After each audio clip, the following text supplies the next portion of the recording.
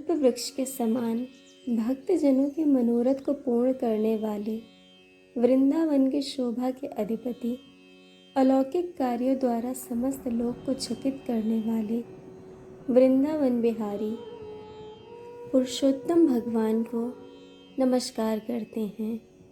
नारायण, नर, नरोत्तम तथा देवी सरस्वती और श्री व्यास जी को नमस्कार।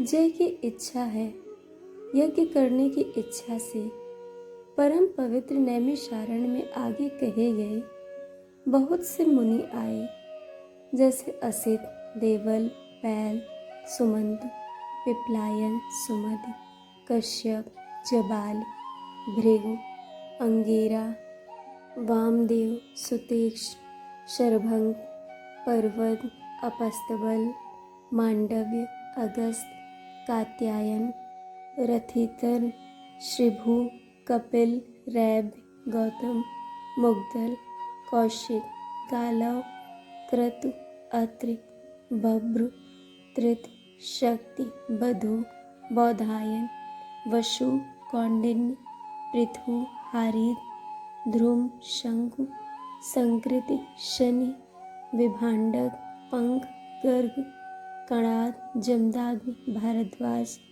धूमद, मौन, भार्गव, कर्कश, शौनक तथा महातपस्वी शतानन, विशाल वृद्ध विष्णु, जर्जर, जय, जंगम, पार, पाष्टर, पूर्व, महाकाय, जमिनी, महाग्रीव, महाबाह, महोदर, महाबल, उद्दालक, महाशेन, आर्त, आमलक प्रिय, ऊर्ध्वबाहु, ऊर्ध्वपाद, एकपाद, दुर्धर, उग्रशील, जलाशी, पिंगल, अत्रि, ऋषु, शांडेर, करुण, काल, कैवल्य, कलाधार, श्वेतबाव, रोमपाद, कद्रु, कालाग्निरुद्रक, श्वेताश्वर आदि, शरभंग, पृथुश्रवः आदि शिष्यों सहित ये सब ऋषि अंगों के सहित वेदों को जानने वाले, ब्रह्मनिष्ठ,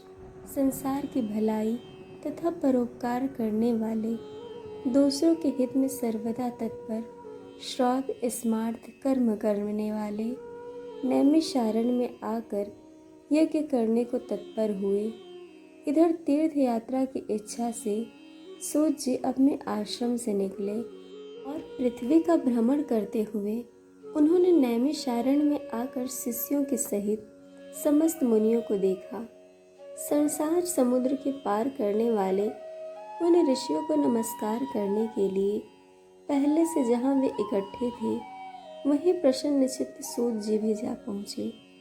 उसके अनंतर पेड़ के लाल छाल को धारण करने वाले प्रसन्न मुख, शांत, परमार्थ विशारद, समग्र गुणों से युक्त, संपूर्ण आनंदों से परिपूर्ण, ऊर्ध्वपुंडधारी, राम नाम मुद्रा से युक्त, गोपी चंदन मृत्तिका से दिव्य, शंख चक्र का छाप लगाए, तुलसी की माला से शोभित, जटा मुकुट से भूषित, समस्त आपत्तियों से रक्षा करने वाले, अलौकिक चमत्कार को दिखाने वाले, भगवान के परम मंत्र को जपते हुए समस्त शास्त्रों के सार को जानने वाले, संपूर्ण प्राणियों के हित में संलग्न, जितेंद्रिय तथा क्रोध को जीते हुए जीवन मुक्त जगत गुरु श्री व्यास की तरह और उन्हीं की तरह से निष्प्रिय आदि गुणों से युक्त, उनको देखकर नैमिषारण्य में रहने वाले समस्त महर्षिगण सहसा उठ खड़े हुए, विविध प्रकार की विचित्र कथाओं को सुनने की इच्छा प्रकट करने लगे। तब नम्र भाव सूत जी प्रसन्न होकर सब ऋषियों को हाथ जोड़कर बारंबार दंडवत प्रणाम करने लगे। ऋषि लोग बोले, हे सूत जी, आप चिरंजीवी तथा भगवत भक्त होंगे। हम लोगों ने आपके योग्य सुंदर आसन लगाया है। हे महाभाग, आप थके हैं, यहाँ बैठ जाइए। ऐसा सब ब्राह्मणों ने कहा। इस प्रकार बैठने के लिए कहकर जब सब तपस्वी और समस्त जनता बैठ गई, तब विनय पूर्वक तपोवृद्ध समस्त मुनियों से बैठने की अनुमति लेकर प्रसन्न होकर आसन पर सूत जी बैठ गए तदनंतर सूत को सुखपूर्वक बैठे हुए और श्रम रहित देखकर पूर्ण कथाओं को सुनने की इच्छा वाले समस्त ऋषि यह बोले, हे सूत जी, हे महाभाग, आप भाग्यवान हैं। भगवान व्यास के वचनों के हार्दिक अभिप्राय को गुरु की कृपा से आप जानते हैं। क्या आप सुखी तो हैं? आज बहुत दिनों के बाद कैसे इस वन में पधारे? आप प्रशंसा के पात्र हैं।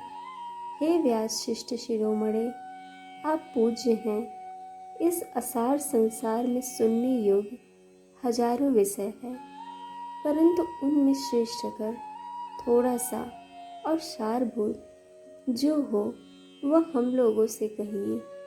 हे महाभाग, संसार समुद्र में डूबते हुओं को पार करने वाला तथा शुभ फल देने वाला आपके मन में निश्चित विषय जो हो वही हम लोगों से कहिए।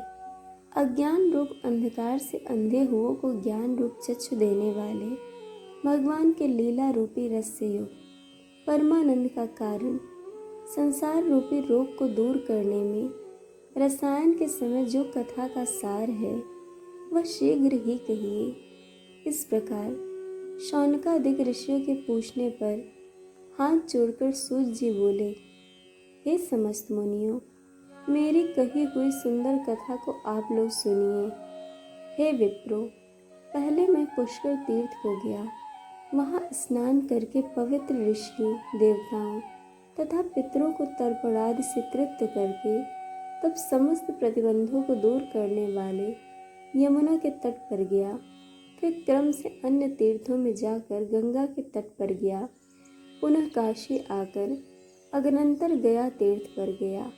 पितरों का श्राद्ध कर तब त्रिवेणी पर गया। तदनंतर पृष्ठ के बाद गंडकी में स्नान कर पुलह ऋषि के आश्रम पर गया। धेनुमती में स्नान कर फिर सरस्वती के तीर पर गया। वहाँ हे विप्रो, त्रिरात्र उपवास कर गोदावरी गया। फिर कृतमाला, कावेरी, निर्वंध्या, ताम्रपर्णिका, तापी, वैहायशी, नंदा, नर्मदा, शर्मदा नदियों पर गया। पूरा चर्मण्यवती में स्नान कर पीछे सेतबंध रामेश्वर पहुंचा। तदनंतर नारायण का दर्शन करने के हेतु बद्री बन गया। तब नारायण का दर्शन कर वहाँ तपस्वियों को अभिनंदन कर पुनः सिद्ध क्षेत्र पहुँचा। इस प्रकार बहुत से तीर्थों में घूमता हुआ कुरु देश तथा जांगाल देश में घूमता घूमता फिर हस्तिनापुर में गया। हे द्विजो, वहाँ यह सुना कि राजा परीक्षित राज्य को त्याग बहुत ऋषियों के साथ परम पुण्यप्रद गंगा तीर गए हैं और उस गंगा तट पर बहुत से सिद्धि हैं।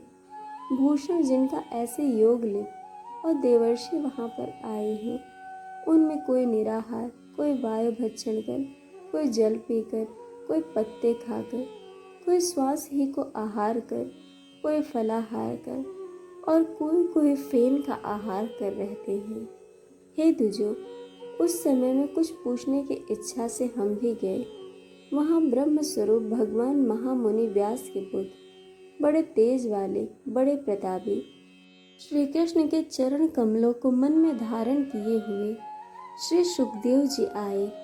उन 16 वर्ष के योगी राज, संग की तरह कंठ वाले, बड़े लंबे चिकने बालों से घिरे हुए मुख वाले, बड़े पुष्ट कंधों से संधि वाले, चमकती हुई कांति वाले, अद्भुत रूप वाले, ब्रह्म रूप, थूकते हुए लड़कों से घिरे हुए, मच्छिकाओं से जैसे मस्त हस्ती से घिरा हुआ रहता है, उसी प्रकार धूल हाथ में ली हुई स्त्रियों से घिरे हुए, सर्वांग धूल रमाए हुए महामुनि शुकदेव को देखकर सब मुनि प्रसन्नता पूर्वक हाथ जोड़कर सहसा उठकर खड़े हो गए। इस प्रकार महामुनियों द्वारा सत्कृत भगवान शुक को देखकर पश्चाताप करती हुई स्त्रियों और 7 के बालक जो उन्हें चढ़ा रहे थे दूर ही खड़े रह गए और भगवान शुक को प्रणाम करके अपने अपने घरों की ओर चले गए। इधर मुनि लोगों ने शुकदेव जी के लिए बड़ा ऊंचा और उत्तम आसन बिछाया। उस आसन पर बैठे हुए भगवान शुक को कमल की कर्णिका को जैसे कमल के पत्ते घेरे रहते हैं, उसी प्रकार मुनि लोग उनको घेर कर बैठ गए। यहाँ बैठे हुए ज्ञान रूप महासागर के चंद्रमा भगवान महामुनि व्यास जी के पुत्र शुकदेव ब्राह्मणों द्वारा की हुई पूजा को धारण कर तारा गणों में घिरे हुए चंद्रमा की तरह शोभा पा रहे थे। इस प्रकार पुरुषोत्तम मास महात्म्य कथा का प्रथम अध्याय पूर्ण हुआ। दोस्तों, आपको कथा कैसी लगी यह हमें कमेंट करके ज़रूर बताइएगा और चैनल को सब्सक्राइब, वीडियो को लाइक शेयर करना बिल्कुल मत भूलिएगा। वीडियो देखने के लिए आप सभी का बहुत बहुत धन्यवाद। फिर मिलेंगे इसके अगले अध्याय के साथ।